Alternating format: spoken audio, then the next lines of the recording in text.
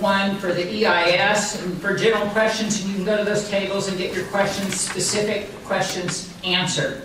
So before we start with Colonel Pratt, I'd like to see if there are anybody here that we need to introduce. Now, representatives, our federal representatives, Senator Inhofe's office, I believe, sent someone.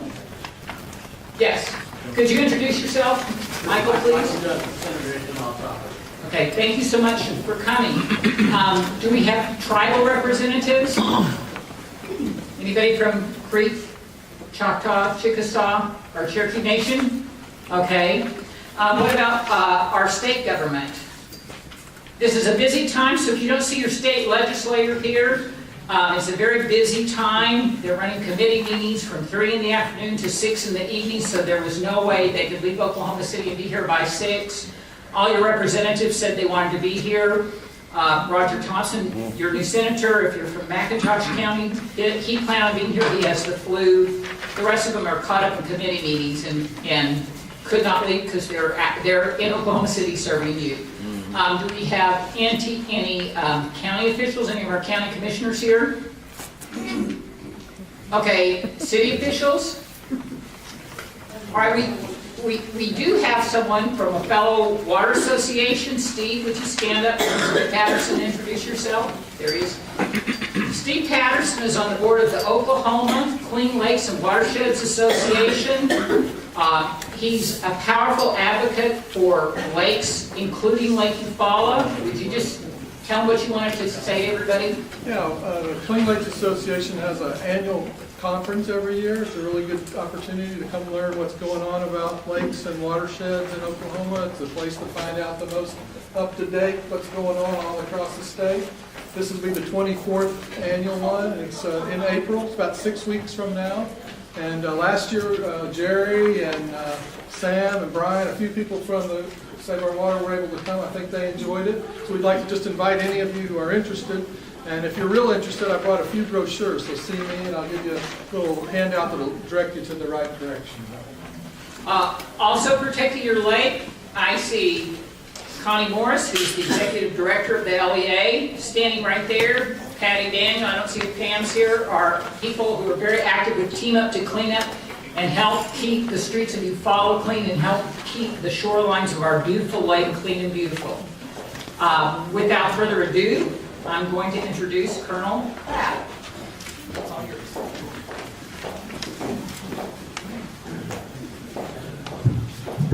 You pretty much said everything I wanted to say.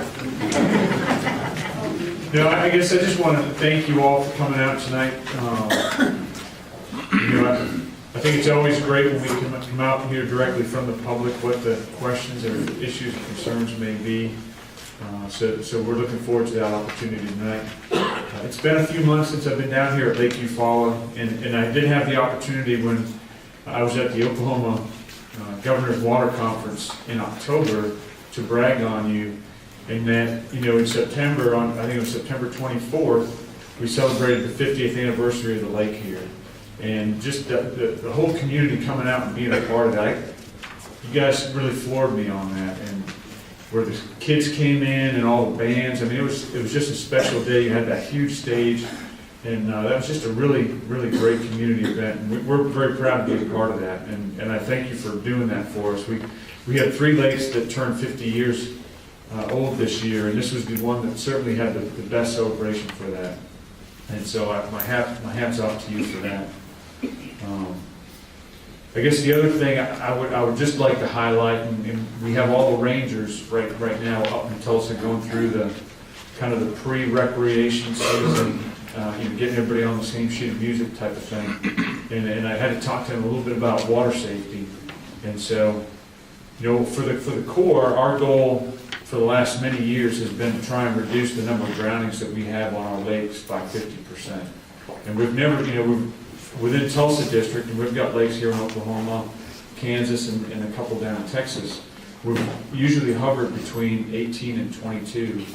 And that's a lot. Certainly, we've got 38 lakes, so but any one drowning is too many. Last year we had only 7 in our district, so we beat the 50%. But that I would still say is still 7 too many. And so we're not able to hire more rangers or put lifeguards out. And so I would just ask the community to help us get the word out, get additional sets of eyes on the folks that are out there, either in boats or swimming, to try and get folks to swim in the approved areas. And if you're on a boat, to wear a life jacket. One of the stories that even we see stories for folks that drown all over the United States. They get shared between the districts. And one of the stories that I read, it's still just, it's heartbreaking. It was a father. He was out in a boat with his two kids, a boy and a girl that were 6 and 4. And the boy's squirt gun fell off the side of the boat. And the dad went to recover that for the son, fell in the water and never resurfaced.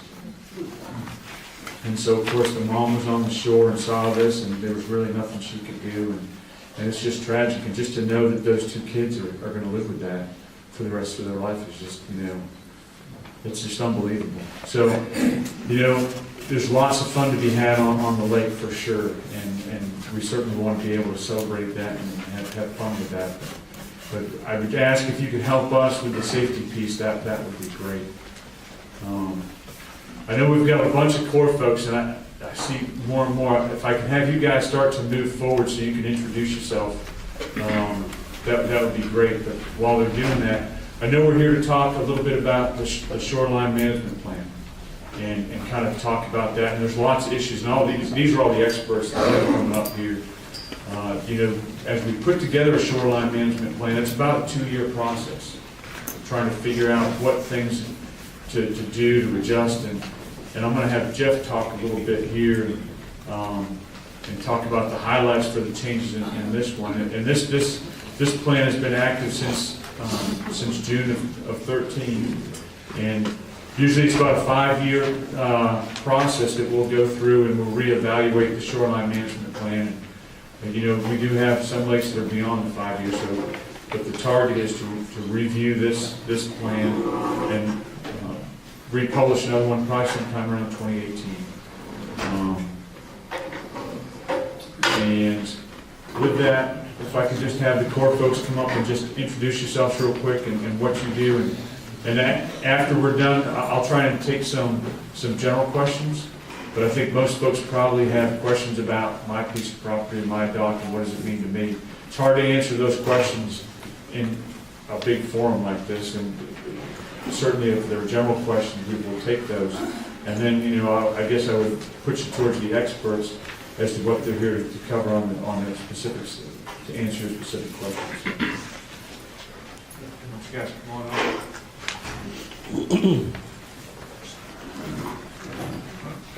I'll go first because it's going to take me the longest. My name is Jeff Knack. I'm the Operations Project Manager for UFAL. I've been here for several years.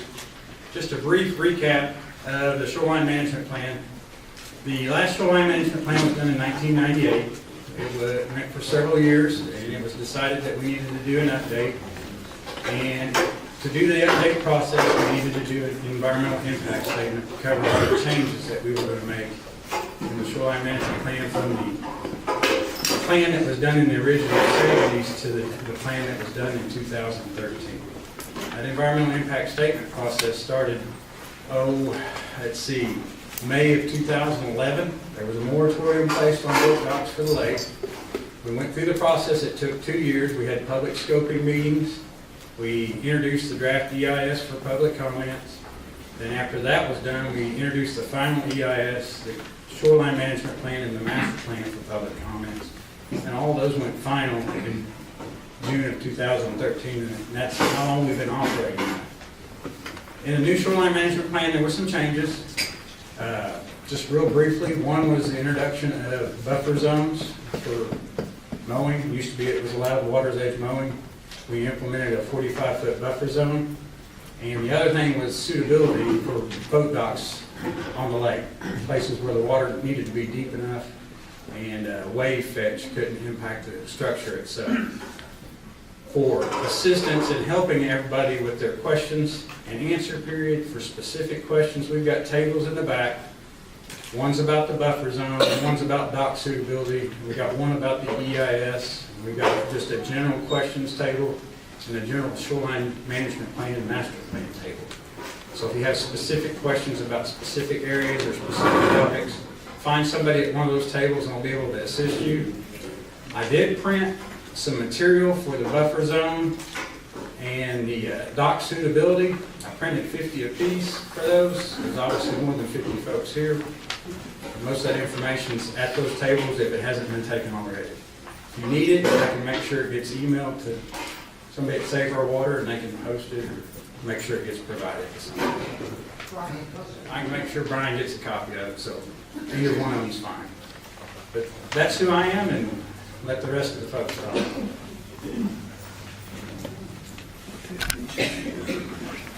Good evening, I'm Charles Schroeder. I'm the environmental specialist here at Lake Eufaula. I was involved in the drafting of the master plan, shoreline management plan, and worked with the contractor on the environmental impact study. So feel free to get me after the presentation's over.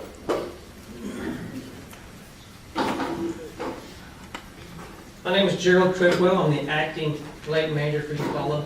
I've worked here as a ranger for about 5 years. A few years ago, been gone for about 7, but now I'm back as the lake manager, so help any way I can.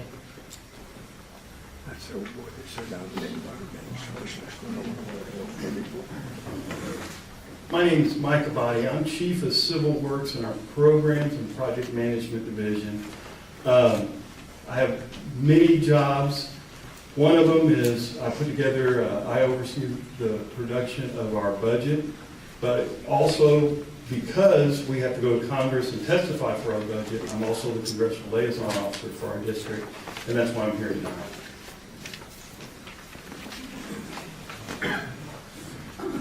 Good evening. I'm Steve Nolan. I've had the pleasure of coming and giving a couple of presentations to the same group, so I recognize a lot of the faces. I work in Tulsa in our district office. I'm chief of our natural resources and recreation branch. So I cover environmental compliance, things like National Environmental Policy Act, Endangered Species, and all the other federal laws that we have. Plus, we work in the recreation areas, so management of our recreation on public lakes. So I was very involved with the EIS that was recently completed, and I'll be back at that table. If you have any questions, my background is also water quality. I understand there's some questions on water quality in general, so I'll be happy to answer any of those you have. Thank you.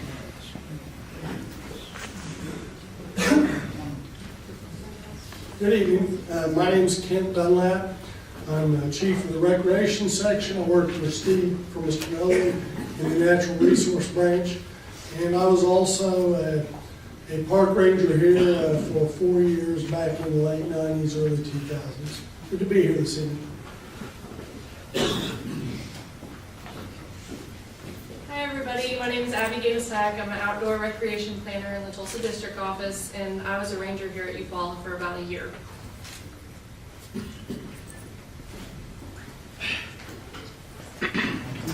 I'm last and not least. I see a lot of you that I know. My name is Earl Groves. I'm Colonel Pratt's Chief of Operations for Lakes and Rivers in our district. And I wrote the first lakeshore management plan and most of the second one.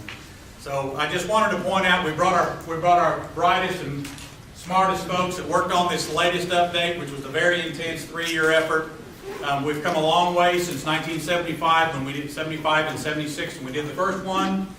The lake has changed in a lot of ways, and so has the users and the shoreline and all those things these folks we brought out here tonight to answer your specific questions. So thank you all for coming, and same for you.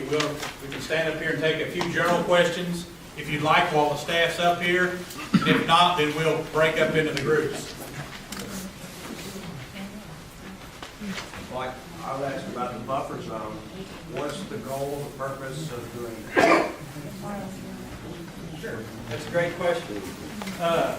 It boils down to water quality. It's an attempt to, over the life of the lake, to improve the quality of the water or to keep it from declining or degrading. That's pretty much the intent.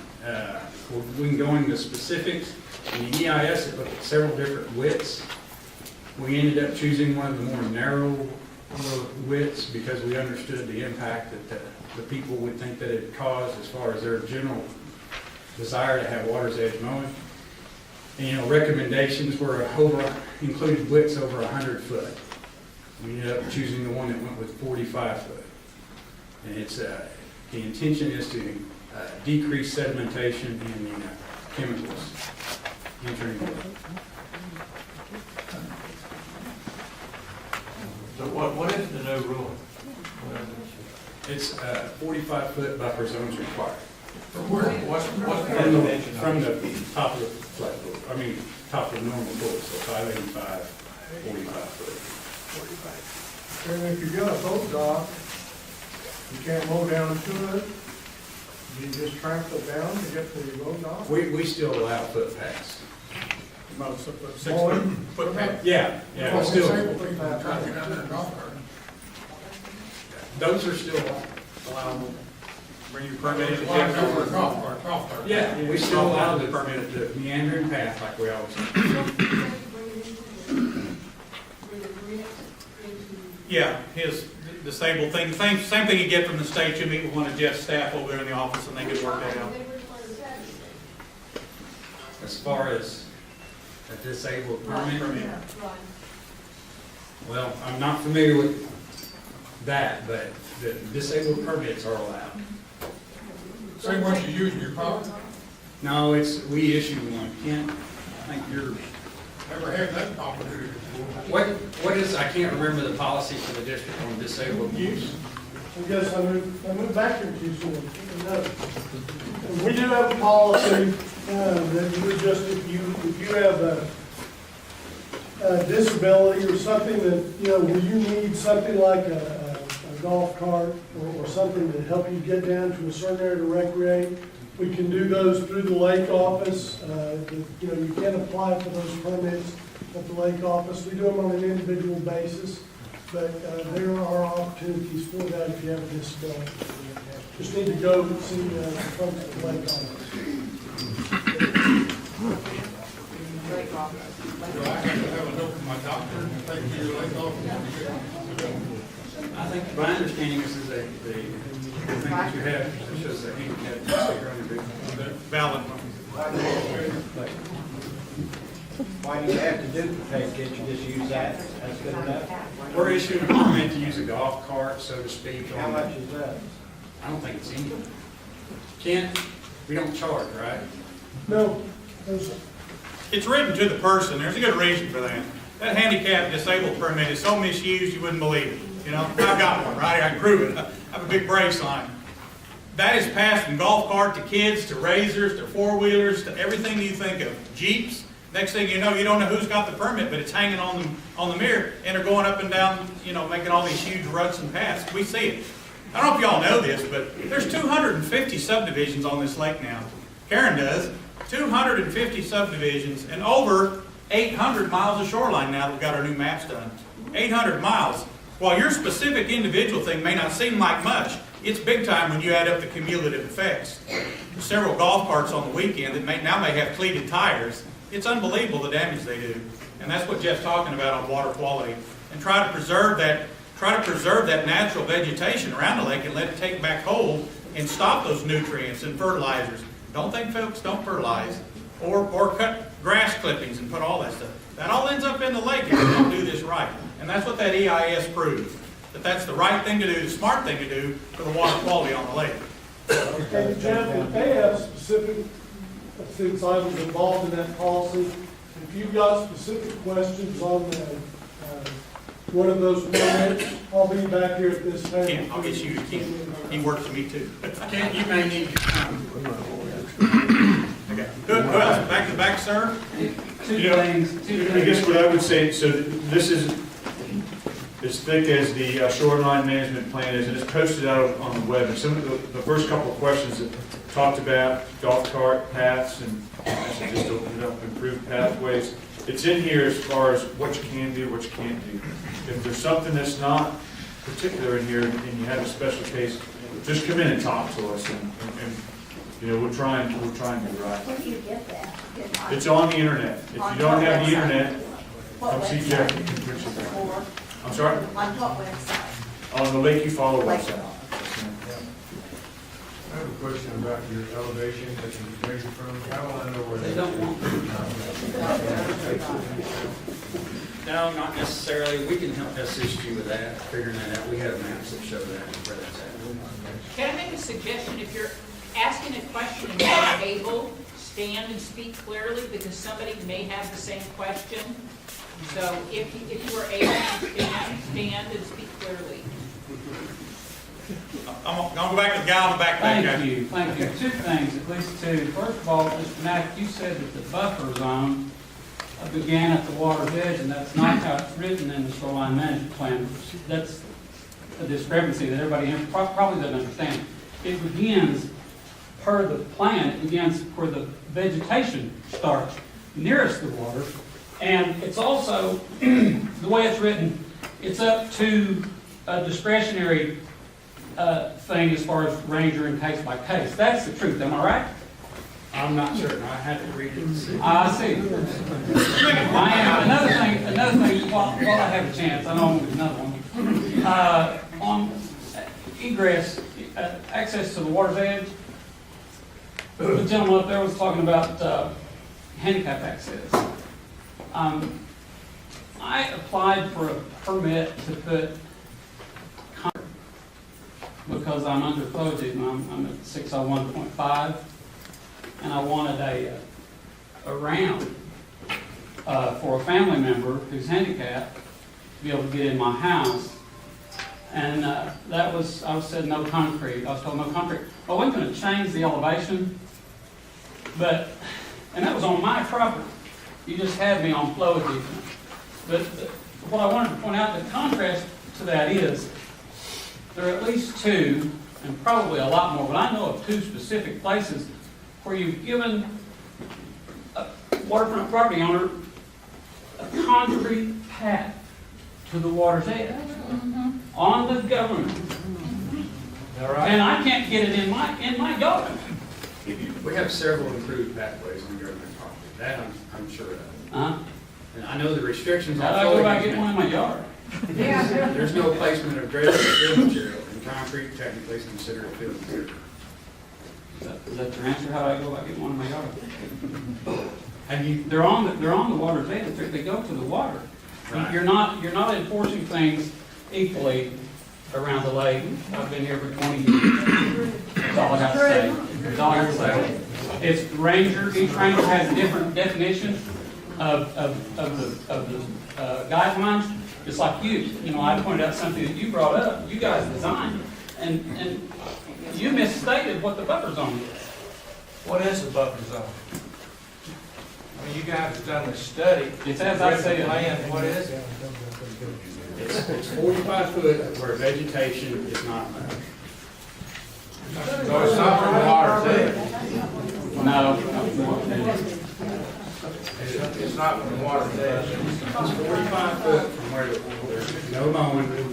And I think it's in the material that we have in the back, exactly where it starts in. I think it's in our shoreline management plan. So we don't know. That's a difference. That's a flow of you.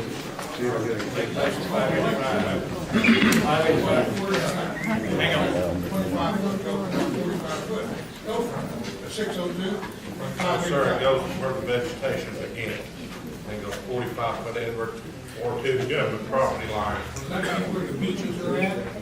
The beach would not count. Where the beach ends and vegetation starts, that's the beginning of the buffer. Vegetation being what? Grass? Anything that's visible on aerial photographs, basically. Bushes? Yeah, and based on it, and it'll be based on the latest imagery that we have on our server at our office. And we get new imagery about every 2 years. So try to keep up to date, because we realize we get a high pool, that vegetation line may change behind your property due to shoreline erosion. And so, yes, and you know, I think you come in, you talk to the individual ranger, you'll be able to stand there with them looking at their computer screen, and they'll call up and you can see the boundary, you can see the zoning, see where the vegetation line is. We have a measuring tool that you click, you can measure the 45 feet. get the coordinates off that. You can go out there with a GPS device and actually drive a nail in the ground right where the 45-foot line is. But, you know, the reason we did that, as the gentleman back there in the back was talking about, we haven't been consistent over the years. Reason we're using this technology, it takes a lot of the individual decision out of the ranger's hand, and he makes it based on what he can actually see and measure on the computer. We think that will be more fair in the future, because we realize that, you know, depending on various factors, one ranger saw it one way and another might have seen it another way. So we're trying to take as much of that human impact out of there was part of our intent on this thing. Well, the buffer zone, can that enter my property? No. No, don't think that. So in all cases, it's gonna be, no higher, than the 6 up feet. They won't go any higher than government property line. They won't encroach onto your private property. Let's start on this side. We've got several people that's got their hands up. This gentleman right here, Dan Coe. I got a couple, look, looking at this thing, and it talks about pre-existing vegetation. And nowhere in that plan does it mention 45 feet. And this states limited trimming of wooded vegetation. It doesn't include mowing. So I guess where is that written? I've read through it, and I didn't see anything about mowing permits. It talks about wooded vegetation. That was the, did you get that off the back table? No, this came off the internet, off your shoreline maintenance 2015. You can mow, right? They can mow up to the buffer zone. In the buffer zone, they're allowed to do, they're allowed to do limited trimming of woody vegetation. They have to leave like the very It doesn't mention anything about not mowing. It says limited trees, shrubs, and nothing in here is to say about mowing. And then my other comment on this is I'm having a hard time figuring mowing to lake quality. And then probably my last chance to talk is, this also greatly affects our property values. Because then we're gonna have a forest in front of some expensive property, and that value is gonna go down, so. Yeah, but you also have to consider if the lake water quality continues to decline due to nitrification, you may have a very expensive home setting in above a lake that you can't swim in. And that's happened in parts of the United States before. So what the research that came out of the water quality section of the environmental impact study showed that native vegetation is more efficient than mowed grass in capturing nutrients that are entering from upland areas. You can get a handle on deep. Well, you know, and the thing is, sir, during this study and developing this plan, our agency can only do what we have control of, which is this project within the boundaries. Stuff coming down Deep Fork, that's Oklahoma Department of Environmental Quality, United States EPA, and a number of other agencies will have to control that. We're aware there are problems coming down that river. I was up there at Okmulgee here a few months ago, and we had some stuff coming out we didn't know what it was for a while there. And we're very much aware of it. It turned out luckily it was a natural occurrence, but it may be related to something coming into the river as well. That research hadn't been done yet. But we are very much aware, but you have to understand the Corps' jurisdiction stops at our upper extreme of each one of the tributary streams coming in the lake, and other agencies have the responsibility for securing that watershed and improving it and keeping pollution from entering the lake. Well, why can't you make them do that? This is your lake, right? Make them do that. And You control it. You're trying to control us, so our part, why can't you make them stand up and do what they're supposed to do? man, we work hard with better relations with all of these agencies. The way the federal laws are structured, the Corps of Engineers' rights only go so far. And that's the end of our boundary line. Because it's not nothing to do with our grass. I just don't agree with that. Because I'll tell you what, you can cut weeds all you want to, they'll come up double. Those roots are underneath there, they ain't going nowhere. It comes up double. I'm still having the disconnect of mowing and lake quality. That's what I'm saying. Still, you're talking about nutrients. The nutrients Yes. are there, or are they on the the grass clipping, I have a total. It's herbicides, it's pesticides, it's everything you can think of that uses the sheet drainage that comes through that Bermuda that you all mow, you know, it goes right into the water. There's nothing to stop it. On the other side, the research proves, it's been out there a long time. I've been at this 40 years. Proves out there, those roots and all those other things from native vegetation, including trees, do a much better job of filtering the water and catching the water than it does going in the lake. That's what he's trying to say. My water is not up high enough where that grass is out right now. The water is down. I'm talking about what comes off these lawns, flower beds, houses, people that spray everything, herbicides, everything. It all ends up in the lake. It really does. All the city says too. Okay. The guy right here in the back, he's been having his hand up for 5 minutes. Now, my understanding is this buffer zone is to prevent erosion, correct? No. One of the reasons? One, Okay. When you drop a lake like it is now, 3 feet, there's at least 25 or 30 feet of shoreline that has no vegetation whatsoever. And when we get a rain, all that sediment goes into the water. What are you gonna do about that? well, and you know, that's a great question. And there are plenty of vegetative plantings that you can put out there that survive the water. We've done it before here with willows and other trees to do that. It would be a great lake-wide effort to do that. You'd love it if we had grass in our water. You can put those willows and those. Let me back up here a minute. We still make house calls, don't we, Jeff? Jeff has a staff of 11 rangers here, and our technology is better now than ever. We will come to your property. We have for years and look at the individual scenarios. Where's the flowage line? Where's the contour line?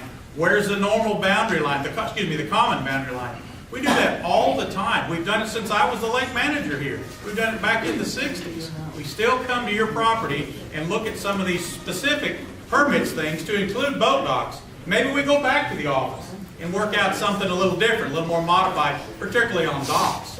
I just want to make that general statement. We do make house calls. Does this 45-foot apply to all developments?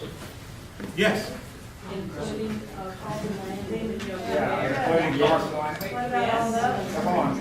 There's no mowing Don't permit think issue. they have anything close to the shoreline, bordering their community. You have been over there. The parks, the marinas. Yes, sir, I have. Apply to every piece of our shoreline? Not our marinas, not our own parks. Why not? Of course not. That is a common public use area. The marinas are public and our parks are public. That's a public deal. That also keeps those open for public use. There are just as many people who want to walk on that shoreline and enjoy it for its natural beauty, or at least know that they're on public property, as there are people who own the adjacent property who, as you say, can improve your property value. It's just not about the property values, it's finding that balance. And that's what Jeff was pointing out here. We've reached what we believe is a fair balance of 45 feet. It was 30. We didn't increase it, but 15 feet. It was 30 since 80, 90? Actually, we've allowed water's edge all the way since 86. 86. I get back, where's that written? I've never seen 30. I bet no one in this room's ever seen 30. 45, not in that plan now that I saw. Where's it written? I didn't read that. 45 feet. That was a major thing.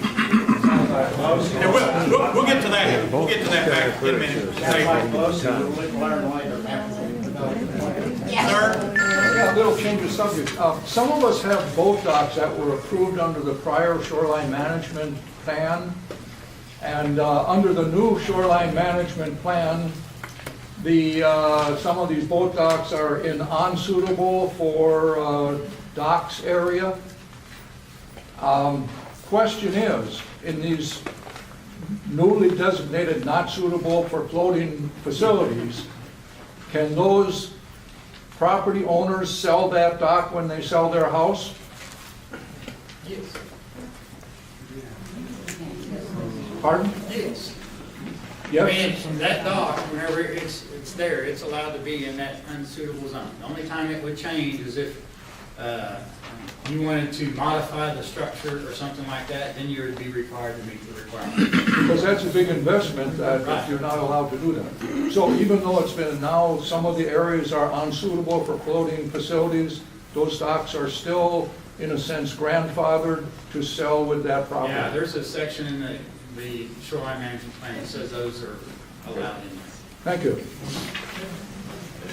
Did I get everybody on this side?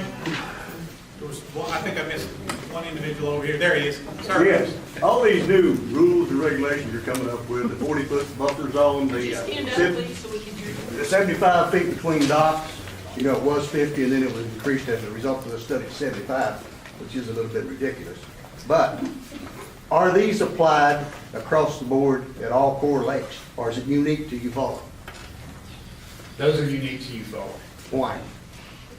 We're the first project to update the shoreline management plan in quite some You know, time. 50 feet was fair because of boat access for side. Now you increase it to 25 feet, which restricts a lot of the areas.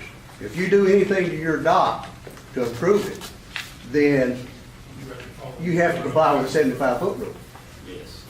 You know, that's outrageous. Well, let me take a stab at that, Jeff. Part of the inconsistency, and the gentleman who pointed it out at the back is correct. Like, as we said a little while ago, Pratt did, the lake's 50 years old, and had a lot of staff here through 50 years. Some of those coves, and maybe some of y'all here tonight have seen those coves, where they're bumper to bumper all the way around. The whole cove, you can't get in, you can't even, I mean, if there's a windstorm or high water, all sorts of heck breaks loose in that. We are trying to correct that through this consistency. So moving it a little farther apart to 75 feet applies to all the coves. Over a period of time, they will recover where you actually have a decent amount of open shoreline between each dock. And Jeff's not answering the phone or his staff over these wars over during a high water event when the docks break loose from the skip arms or the pencils and they're banging and clanging into each other, or just somebody wanting to walk along the shoreline who wishes to fish or beach comb. But that's the attempt. Yeah, but all these older docks that are up against each other, they're all grandfathered. So that's not going to change. Well, in time it will. Not in your You know, Lake lifetime. Eufaula and its rise and fall. Probably not High in my water, and lifetime. wind and waves and tornadoes will get, you'd just be surprised. Well, Because I've seen it for at least 40 years. You The need to get different realistic coves. about that. Anyway, it's our attempt to make it more usable, more of the shoreline usable, and keep the dock owners happy amongst each other, so we don't have these world wars in some of these coves. Fair enough? The other thing is we, I think it's a 40-foot maximum slip in our new plan, because we honestly have customers that have boats of that size, and more coming to the lake of that size. And 50 foot between docks, if you've got 40-foot long boats, is not enough to make them super into the dock. So there's another thing there,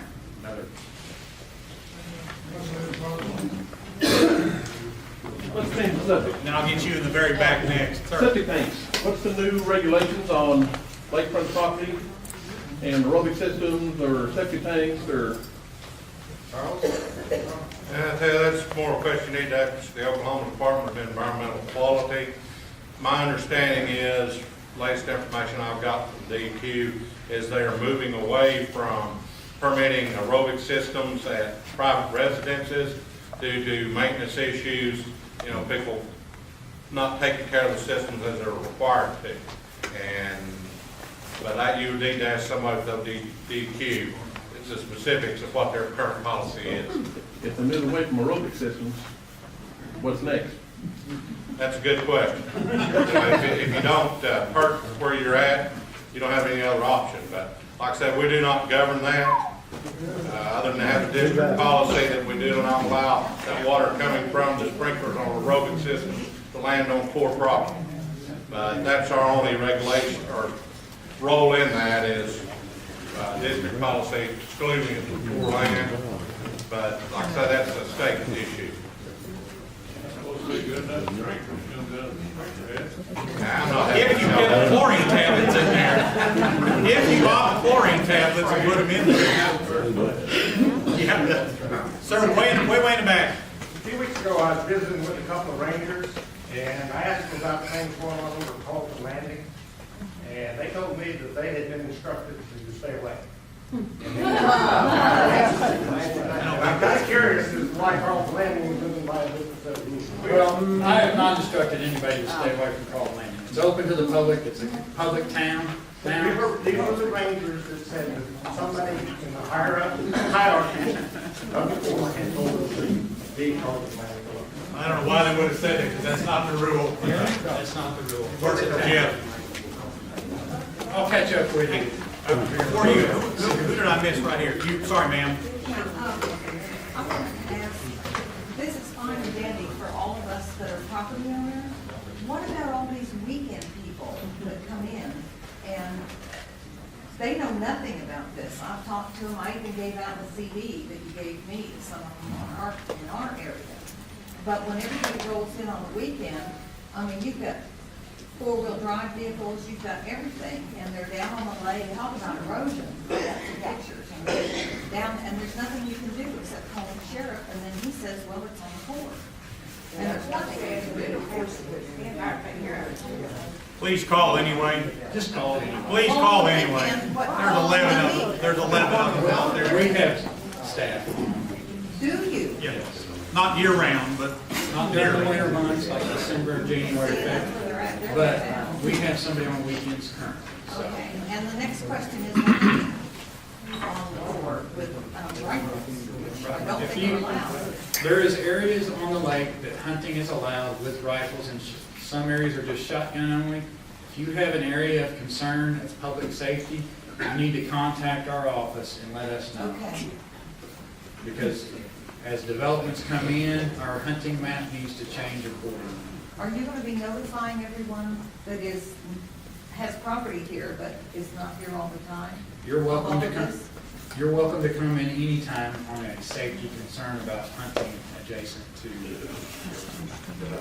But on the shoreline use thing, is that information on? well, we thought we had been doing a decent job trying to get it. Nobody knows. What was in, well, Well, we did. I was gonna say, we've done press releases, we've done, posted on our webpage. We've gone over it a few times, and from the message I've been receiving as of the last month or two is that, as you folks here are indicating, is that there's not an understanding of why some of the decisions were made. And that's why, in the beginning, we went to a 2-year process, and we disclosed all this to everybody. We put it in the EIS, we put it in our shoreline management plan that was in draft, and so our comments that we received were limited in nature, to be quite honest with you, about these topics that you're addressing, with the buffer zone and the dock spacing. And so, in our opinion, there wasn't really any public negativity about these things. We did workshops.